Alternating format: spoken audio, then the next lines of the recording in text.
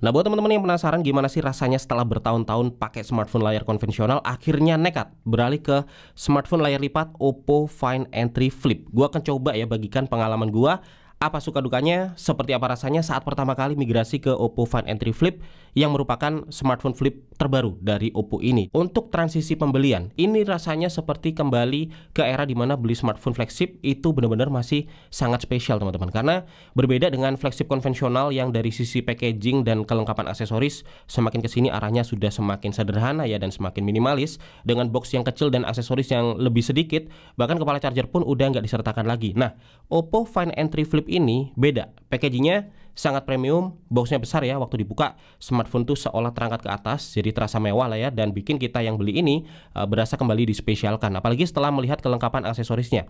Nggak cuma dapat buku panduan dan kabel charger aja yang udah emang jadi normal ya di banyak flagship konvensional, di sini aksesorisnya masih sangat lengkap. Kita langsung dapat kepala charger 67 watt Super VOOC, langsung dapat hard case juga ya untuk flip phone-nya, yang di smartphone flip lain mungkin harus beli secara terpisah ya dengan harga yang cukup mahal. Bahkan ada QR code untuk panduan dalam bentuk video juga. Jadi ini feeling beli flagship yang masih terasa mewah yang udah banyak ditinggalkan ya oleh berbagai smartphone flagship lain saat ini, terlebih untuk flagship konvensional. Nah, untuk transisi layar, adaptasi yang gua rasain ini sangat minimal karena begitu layar dibuka, secara rasio ini mirip dengan smartphone konvensional. Jadi waktu dipakai nggak perlu penyesuaian ya, kita bisa langsung lancar mengetik dan lancar mengoperasikan sejak di awal penggunaan. Jadi dari sisi kemudahan beralih ke smartphone ini terasa sangat mudah. Kalau kita lihat layarnya waktu dibuka, ukurannya sedikit lebih luas ya dari banyak layar smartphone konvensional, karena ukuran layar ini memang sedikit lebih panjang teman-teman, dengan rasio 21:9 dibandingkan dengan rasio mainstream ya yang biasa dipakai itu 20:9.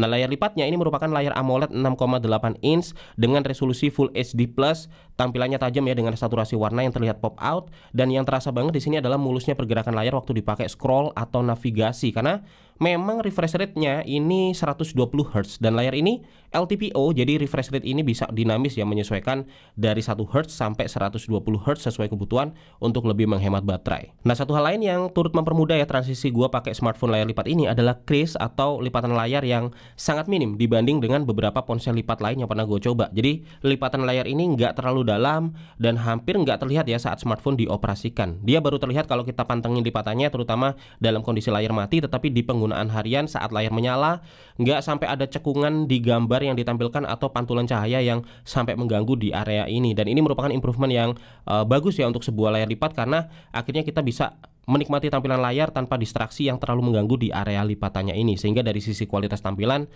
bisa terlihat ya sama lah bagusnya dengan kualitas layar flagship pada umumnya. Nah, yang sedikit beda kalau teman-teman perhatikan, di layarnya ini udah ada screen protector. Nah, berbeda dengan screen protector di layar konvensional yang bisa kita lepas dan pasang sendiri, bisa kita ganti-ganti sendiri juga.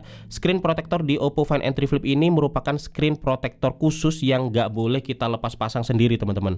Ini bisa kita lepas pasangnya di Oppo Service Center ya, dan bisa kita ganti anti goresnya secara gratis sebanyak 2 kali dalam setahun. Dan untuk kepraktisan, ini jadi satu hal yang paling terasa ya begitu kita migrasi ke Oppo Find N3 Flip ini, karena dengan ukuran layar smartphone yang seluas ini, begitu dilipat dia jadi smartphone yang sekompak ini. Ukurannya jadi sekitar setengah ya dari smartphone konvensional, dengan panjang 85,54 mm dan tebal 16,45 mm. Ini lebih kecil ya dari telapak tangan gua, jadi compact banget. Dibawa kemana-mana terasa ringkas ya, dikantongin juga kecil. Memang kalau yang teman-teman cari adalah device untuk produktivitas ya, smartphone layar lipat yang lebih cocok itu adalah yang form faktornya fold seperti Oppo Find N3 misalnya, karena kalau dibuka layarnya bisa seluas mini tablet yang cukup luas untuk buka multi window. Tetapi kalau Oppo Find N3 Flip ini dari sisi ukuran dan juga form factor memang smartphone layar lipat yang value-nya itu lebih diarahkan buat portabilitas dan juga kepraktisan. Nah, kepraktisan ini didukung juga dengan layar cover yang bisa dipakai ya buat beberapa mini apps populer kayak Gmail, WhatsApp, Google Maps, Gojek atau Grab itu juga bisa, serta beberapa aplikasi lain. Jadi kalau ada notif atau chat masuk, nggak selalu harus kita buka smartphone-nya, kita bisa langsung baca atau balas cepat ya dari cover layarnya ini. Nah, secara visual layar ini memang terlihat kecil dengan panel AMOLED 3,26 inch, tetapi karena rasionya mendekati rasio layar smartphone pada umumnya yaitu 17:9, ini jadi semacam versi mini dari layar utama. Untuk ngetik atau balas chat menggunakan swipe keyboard bahasa Indonesia, feels-nya masih terasa natural di layar ini, begitu juga navigasinya. Kalau malas ngetik, balas cepat bisa dilakukan ya pakai quick replies, atau yang lebih praktis lagi kita bisa balas pakai voice to text. Jadi kita tinggal ngomong aja, nanti langsung otomatis di-convert menjadi teks, dan ini support juga bahasa Indonesia. Jadi untuk balas-balas cepat atau baca-baca notif itu bisa dilakukan secara praktis ya di layar cover ini. Terus kepraktisan lain ada di desain alert slidernya. Nah, di sini kita bisa mengubah mode smartphone ya dari silent ke vibrate atau ke ring mode tanpa perlu ngebuka layar. Karena kita bisa tinggal geser-geser aja slidernya ini. Kalau udah hafal bahkan kita nggak perlu lagi lihat HP-nya karena kita dikasih tanda ya kalau di slide ke mode ring itu getar panjang, ke mode vibrate itu getar pendek, dan di mode silent itu nggak ada getarnya. Kalau untuk kenyamanan ini bisa dibilang sama nyamannya ya kayak pakai flagship konvensional, bahkan bisa lebih nyaman juga kalau memang teman-teman carinya portabilitas. Jadi saat dibuka, meskipun ini smartphone yang cukup besar dengan layar yang luas, tetapi dengan berat 198 gram dan tebal cuma 7,79 mm, ini masih terasa compact dan sangat tipis untuk sebuah smartphone flagship. Dioperasikan dengan satu tangan masih enak, dan beberapa keluhan yang gue dapetin ya saat pakai smartphone Fold seperti terasa tebal waktu dilipat dan cukup berat juga saat dibawa, itu nggak gue temuin di smartphone ini. Form faktornya sebagai smartphone flip memungkinkan smartphone ini memang tetap nyaman ya dipakai baik saat dibuka ataupun dilipat. Nah, desainnya ini juga cukup mendukung ya kenyamanan ini karena material di belakang ini menggunakan glass yang dibuat curve di semua sisi dan sudutnya. Finishingnya soft glossy dan ini langsung nyambung ke frame metal yang punya finishing chrome. Desain curve dan finishingnya ini ikut ngasih sensasi soft di tangan, jadi kayak nggak ada sensasi yang kaku atau juga tajam ya di tepi smartphone waktu dipegang, baik di posisi terbuka atau terlipat. Lalu dari sisi ketenangan, ini bahasan yang cukup unik teman-teman karena ini tentang perasaan. Jadi mungkin setiap orang bisa merasa yang berbeda ya. Tetapi gua waktu pakai Oppo Find N3 Flip itu gua berasa sama tenangnya lah kayak pakai smartphone atau flagship konvensional lain. Entah karena kebawa form factornya yang saat dibuka tuh masih identik ya dengan smartphone konvensional, atau karena secara build quality memang udah solid. Jadinya gua nggak sekhawatir kayak waktu pakai smartphone Fold misalnya. Dan smartphone ini nggak ada kesan ringkih-ringkihnya, apalagi kalau kita udah pasang hardcase bawaan, kesannya jadi terlihat rugged gitu ya, karena hardcase bawaannya ini memang matte dan keras. Terus di bezel layar juga pakai material plastik dan finishing matte yang makin menambah kesan ruggednya. Untuk engsel ini terasa solid dan ini merupakan versi upgrade ya dari engsel sebelumnya dengan material baru core stainless steel yang diklaim punya load bearing 25% lebih kuat. Dan HP ini juga udah lolos uji durabilitas smartphone lipat, TUV Rainland Reliable Folding ya. Jadi bisa dibilang gua nggak terlalu khawatir lah sepanjang pakai smartphone ini. Dan waktu dipakai di tempat umum, gue juga merasa lebih santai karena ini nggak terlalu mencolok ya seperti smartphone Fold yang kalau dibuka tuh terlihat wow banget ya, terlihat beda dengan smartphone di sekitar. Kalau ini tuh masih terlihat mewah sih, tapi dia lebih low profile dan mudah membaur dengan smartphone lain pada umumnya.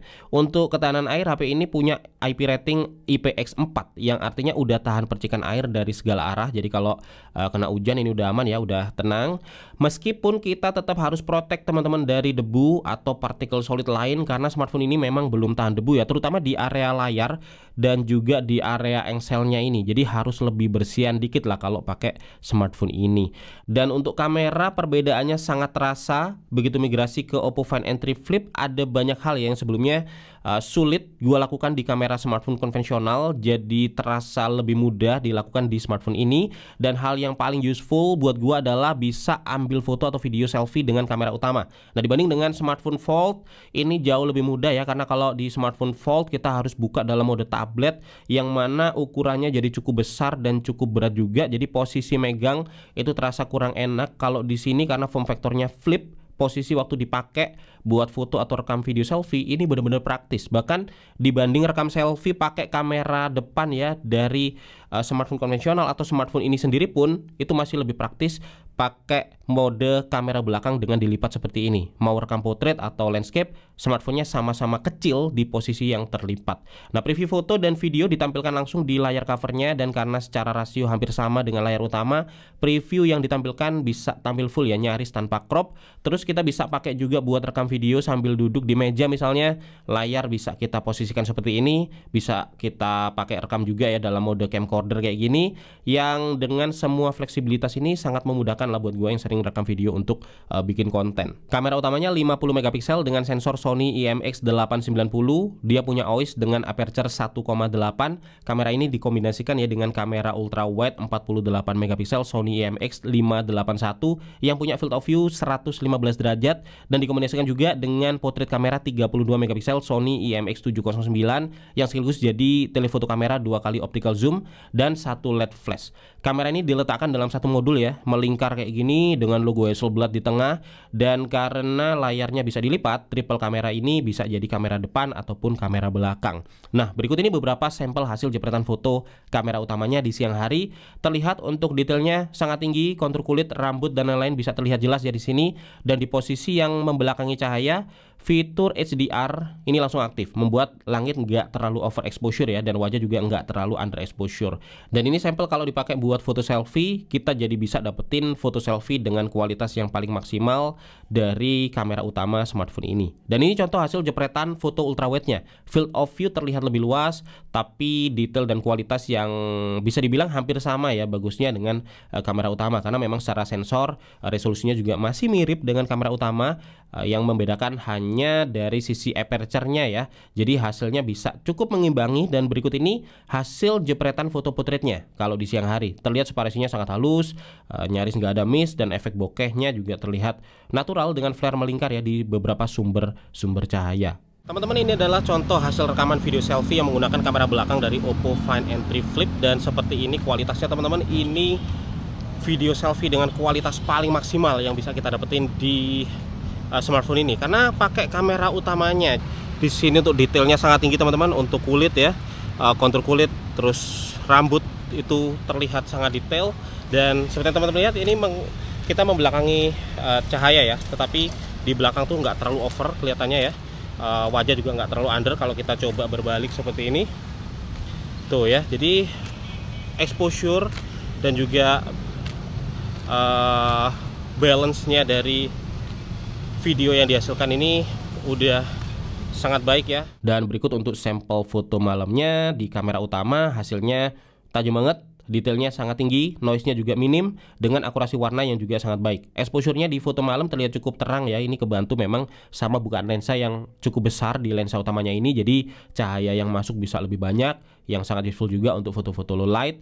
Hasil foto selfie malamnya pakai kamera utama ini juga terlihat tajam teman-teman. Untuk foto ultra wide di malam hari secara detail memang nggak setinggi hasil foto kamera utama nih, tapi udah cukup bisa mengimbangi ya dengan processing warna yang hampir sama. Terus level exposure-nya juga cukup mirip, akurasi warnanya juga dibuat mirip. Nah, yang superior menurut gua ada di foto portraitnya. Kalau untuk malam ya, teman-teman bisa lihat nih separasinya yang tetap akurat dan minimis meskipun diambil di malam hari. Terus depth effect yang diberikan ini hasilnya juga sangat-sangat baik. Efek bokehnya punya flare warna-warni dengan efek melingkar ya seperti ini, yang kalau kita lihat sekilas memang mungkin dianggap ya, atau sekilas kayak diambil dari kamera profesional. Dan kualitas foto yang sama tentu bisa kita dapetin saat ambil selfie portrait dengan kamera belakang di mode lipat. Teman-teman, ini adalah contoh rekaman video selfie ya, kalau kita pakai kamera utamanya untuk ngerekam video selfie di mode lipat. Dan ya hasilnya seperti ini teman-teman, terlihat sangat bagus ya, karena kamera utamanya memang punya resolusi sensor yang tinggi dan juga bukaan aperture ya, atau bukaan lensa yang cukup besar. Dan karena udah ada OIS, teman-teman bisa lihat untuk stabilisasinya ini juga sangat bagus. Dan kita mau menuju ke tempat yang sedikit lebih gelap. Nah, seperti ini teman-teman kalau kita pakai buat rekam di tempat yang lebih gelap lagi ya. Dan hasilnya masih sangat bagus. Dan yang seperti teman-teman lihat untuk noise-nya sangat minim ya. Dan dia udah ada autofocus. Jadi enak banget nih kayak kita rekam vlog ya pakai HP ini, karena kita bisa rekam dengan kualitas tertinggi, dengan praktis, ringan juga HP-nya waktu dilipat kayak gini, dan mantap banget sih ya. Oh ya, untuk audionya juga gue rekam pakai mic bawaan dari Oppo Find N3 Flip, dan hasilnya seperti ini. Tapi meskipun kamera belakang bisa dipakai buat ambil foto dan video selfie, ternyata kamera selfie aslinya ya yang ada di atas dari layar lipatnya ini nggak serta-merta dibuat ala kadarnya, karena kamera selfie aslinya ini menggunakan sensor yang mumpuni 32 megapiksel Sony IMX709 RGBW ya dengan aperture 2,4. Berikut ini sampel foto kamera selfie-nya di siang hari, terlihat untuk detail cukup tinggi dan kita bisa ambil di mode 0,8 kali yang lebih wide untuk foto wifi misalnya, dan untuk selfie portrait hasilnya seperti ini teman-teman. Separasinya sebenarnya sama halusnya dengan di kamera belakang, terlihat akurat dan minimis. Tapi untuk efek bokeh memang bisa dibilang cukup mirip dengan foto portrait di kamera belakang, tetapi memang lebih bagus dari kamera utama di belakang.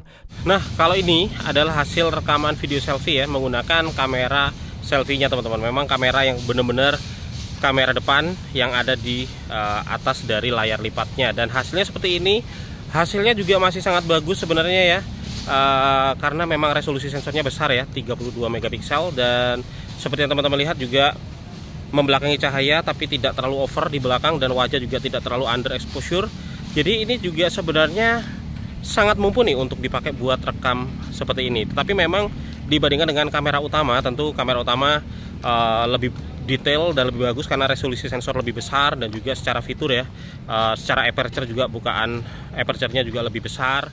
Terus untuk selfie malam dengan kamera depan hasilnya seperti ini teman-teman. Dan salah satu kelebihan kalau kita pakai kamera selfie yang aslinya ini ya buat foto di malam hari adalah bisa dapat extra lighting dari fill light layar. Dan dengan extra fill light ini hasil foto malamnya di kondisi yang sangat gelap bisa terlihat dengan lebih detail ya, dan juga lebih terang kalau misalkan memang kondisinya tuh gelap banget dibanding tanpa extra fill light dari nyala layarnya ini. Untuk selfie portrait dengan kamera depan separasinya sebenarnya masih akurat, tetapi hasilnya tentu nggak bisa dibandingkan ya dengan foto selfie yang kita ambil pakai kamera utama, baik dari sisi detail maupun depth dan bokeh efeknya. Nah, kalau yang ini teman-teman, ini hasil rekaman video selfie ya pakai kamera selfie-nya yang memang ada di atas dari layar lipatnya. Jadi ini kamera selfie yang sesungguhnya teman-teman, dan hasilnya seperti ini ya. Kalau kita lihat sih secara kualitas memang lebih bagus hasil kamera utama tentu saja ya, karena resolusi sensor lebih besar, bukaan lensa juga lebih besar. Tapi dibanding dengan banyak kamera selfie dari HP lipat lain ya, atau HP lipat yang mungkin sekarang udah ada di pasaran, ini termasuk punya resolusi sensor yang besar dan lebih detail hasilnya. Oh ya, ini juga udah otomatis teman-teman, ada fill lightnya. Jadi kalau kita lagi ngevlog kayak gini, nah ini kondisinya agak gelap sehingga fill light atau layarnya otomatis nyala, ngasih lighting ekstra. Tapi kalau kondisinya terang dia otomatis mati. Jadi untuk hasil terbaik, gua lebih suka dan juga lebih rekomend sih ya untuk pakai kamera utama saat foto atau rekam video selfie di malam hari ataupun di siang hari juga. Selain hasilnya lebih bagus, rekamnya juga terasa lebih praktis. Terus untuk menikmati multimedia, ini ada beberapa transisi yang gua rasakan ya, terutama di opsi baru buat nonton video atau film misalnya. Selain nonton di mode konvensional, di sini kita bisa nonton YouTube di mode lipat. Jadi bisa nonton tanpa stand seperti ini. Video tampil di layar atas, sedangkan di layar bawah ini langsung otomatis jadi player control. Nah, gua sendiri jarang banget ya nonton YouTube di mode ini karena bukan salah satu mode favorit gua buat nonton. Tetapi kalau misalkan lagi darurat nggak bawa stand ya, mungkin ke tempat-tempat tertentu dan kita pengen nonton males megangin HP-nya, ini bisa dimanfaatkan.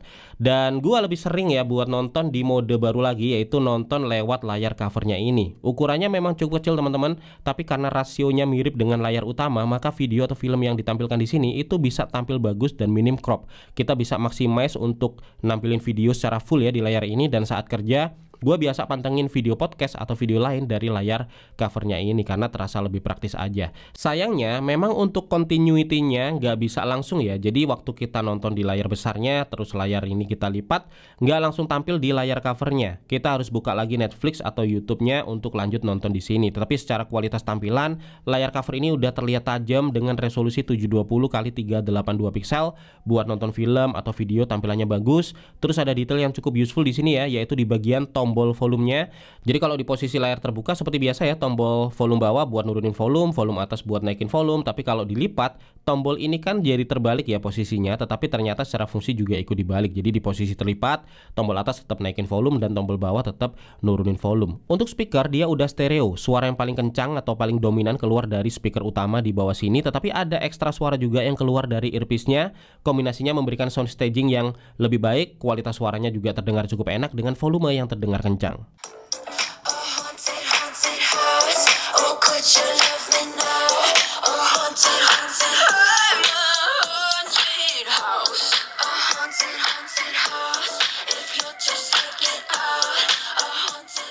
Kalau untuk performa ini sama powerfulnya kayak smartphone flagship konvensional pada umumnya. Jadi meskipun dia smartphone lipat bukan berarti spesifikasinya dibuat inferior ya atau kurang dari flagship konvensional. Dia menggunakan chipset MediaTek Dimensity 9200 yang merupakan chipset flagship 4 nanometer dengan 8 core serta punya GPU ARM Immortalis G715. Chipset ini support 5G dan dikombinasikan dengan 12 GB RAM yang bisa ditambah dengan RAM expansion 12 GB ya dari internal storage. Internal storage-nya sendiri 256 GB dan dari pengujian benchmark Antutu racikan ini menghasilkan skor tembus di atas 1 juta, lebih tepatnya di 1.049.003. Untuk real performance kalau buat harian jangan ditanya ya, buat buka-buka apps, pindah-pindah apps, multitasking, browsing atau scroll ini jelas sangat lancar. Buat main game waktu kita tes buat main PUBG, kita bisa main dengan sangat mulus di setting yang sangat tinggi teman-teman, yaitu di setting grafis Ultra HDR, frame rate ultra, style realistic dan anti-aliasing 4 kali. Di setting ini tampilan grafisnya sangat bagus, dipakai main lama nggak terasa panas. Kalau CODM kita bisa main di setting grafis very high dengan frame rate max dan dengan style realistic serta semua efek aktif. Tampilan grafisnya juga sangat bagus, gameplaynya mulus meskipun terasa hangat ya kalau kita main di setting maksimalnya ini. Untuk Mobile Legends kita bisa main di setting rata kanan dengan grafis ultra, frame rate super, dan rasanya main Mobile Legends di smartphone ini itu sangat ringan teman-teman. Di tampilan grafis yang paling maksimal ini pun dipakai buat main lama nggak terasa panas sama sekali. Untuk game berat seperti Genshin Impact kita bisa main di setting grafis medium yang merupakan setting defaultnya, dan main di setting ini tampilan grafisnya udah cukup bagus lah ya. Gameplaynya juga lancar dan yang menarik ternyata buat main Genshin Impact di setting ini ya itu nggak terasa panas meskipun kita main dalam waktu yang lama. Jadi nyari semua game sebenarnya dari yang ringan sampai berat itu bisa dilibas sama Oppo Find N3 Flip ini. Untuk platform, transisinya nggak terlalu banyak dan nggak terlalu sulit karena Oppo Find N3 Flip ini menggunakan ColorOS 13.2 berbasis Android 13 yang secara experience masih mirip dengan ColorOS di smartphone Oppo pada umumnya, baik secara navigasi, fitur, dan yang lainnya. Tetapi di sini ada cukup banyak fitur baru yang eksklusif buat di smartphone layar lipat aja. Pertama ada mini apps yang bisa kita tambahkan ya ke cover screen, dan di sini banyak sekali aplikasi yang bisa ditambahkan. Bukan cuma aplikasi bawaan Oppo aja, tetapi aplikasi third party yang populer ya kayak YouTube, Gmail, Google Maps, Gojek, Grab, WhatsApp, TikTok, Netflix, dan lain-lain itu bisa ditambahkan juga ke cover screen ini. Jadi kita bisa balas chat cepat, email cepat, atau sekedar akses aplikasi tersebut dari cover screen tanpa harus buka layar utamanya.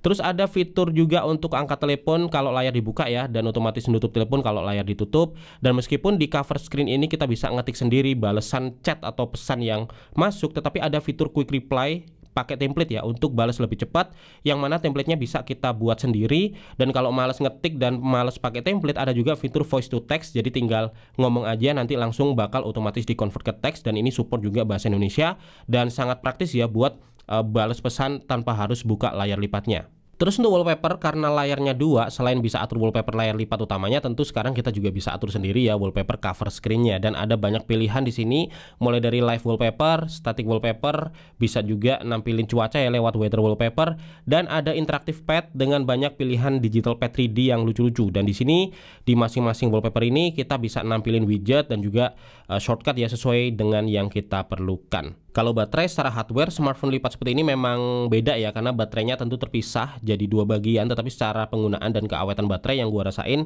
itu nggak ada perbedaan dengan smartphone konvensional Oppo pada umumnya. Smartphone ini dibekali baterai 4300 mAh. Di penggunaan harian gua ini bisa bertahan 1 hari lebih dengan screen on time sekitar 6 jam. Bisa lebih atau kurang tergantung aktivitas yang kita lakukan. Dan untuk chargingnya ini yang berasa cepet banget teman-teman. Baterai ini udah support 44 watt super fast charge, dan dari pengujian 30 menit charge, baterainya udah bisa keisi sekitar 58% ya, dan bisa penuh dalam waktu sekitar 1 jam aja. Untuk kelengkapan sensor ini udah komplit, ada NFC ya untuk cek dan top up saldo e-money, ada accelerometer, ada light sensor, proximity, magnetometer, kompas, dan giroskop juga.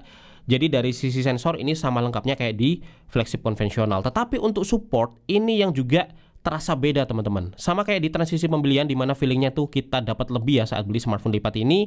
Support yang kita dapetin dari Oppo ya untuk Oppo Find N3 Flip ini juga terasa lebih. Jadi pemilik Oppo Find N3 Flip itu langsung dapat premium service kayak Oppo Care Plus ya senilai 1,499 juta rupiah, terus dapat international warranty service juga atau garansi yang bisa kita klaim secara internasional, ada refresh service untuk ganti anti gores secara gratis 2 kali dalam setahun, terus ada penjemputan dan pengiriman smartphone ya ke Oppo Service Center secara gratis baik itu di satu kota ataupun di luar kota, dapat premium lane juga buat bebas antri ya di Oppo Service Center, jadi semacam kayak jadi prioritas gitu. Terus ada eksklusif hotline yang tersedia setiap hari dan eksklusif engineer juga. Jadi supportnya ini bisa dibilang lebih banyak dan lebih lengkap dari support yang diberikan mayoritas flagship konvensional. Jadi itu teman-teman beberapa transisi yang gue rasain setelah migrasi dari smartphone konvensional ke smartphone layar lipat Oppo Find N3 Flip.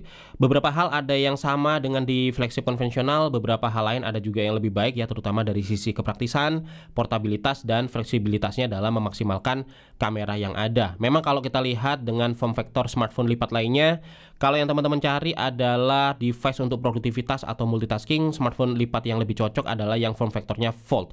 Tetapi kalau yang teman-teman cari adalah portabilitas, kepraktisan, fashion, atau kemudahan ya dalam mengambil foto dan video, Oppo Find N3 Flip ini bisa jadi pilihan yang lebih tepat. Nah, konsekuensinya punya smartphone layar lipat seperti ini minimal harus ekstra bersih teman-teman. Terus harus lebih care juga ya daripada saat kita punya smartphone konvensional. Dan untuk harga, Oppo Find N3 Flip dijual dengan harga resmi Rp15.999.000 dan sekarang masih ada limited diskon ya 10% dengan 3 pilihan warna yang tersedia yaitu sleek black yang kayak gini, cream gold, atau misty pink. Link pembelian dan berbagai info penting lain bisa teman-teman cek di deskripsi video ini. Kalau ada pertanyaan atau pendapat boleh banget disampaikan di kolom komentar. Gue Febian dari Kepoin Tekno pamit dulu, sampai ketemu lagi di video tekno menarik lainnya besok.